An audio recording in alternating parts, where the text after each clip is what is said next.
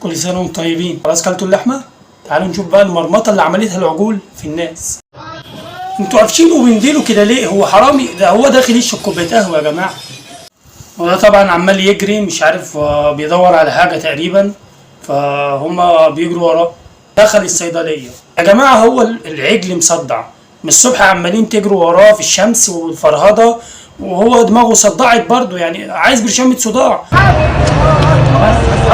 ايه يا جدعان صلوا على النبي كده، هو هيطلع دلوقتي يا جدع تعالى هنا. معلش هو هيسمع الكلام دلوقتي وهيطلع. بص العجل كل شويه عمال يقول له ارجع يالا، ارجع ياض انت، ارجع ارجع.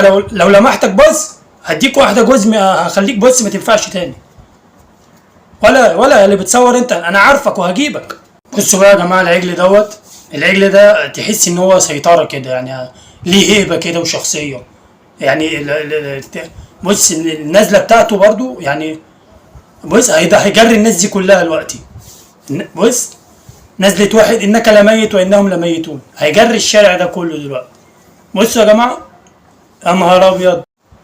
العجل ده بقى حاجه تانية، ده خد وضع الاستعداد اللي هو ايه، هسيبكم تعملوا اللي انتوا عايزينه وبعد كده هعمل اللي انا عايزه. بص بيجري. بص لعيب كوره الواد ده، لعيب. ايه السرعه دي يا عم؟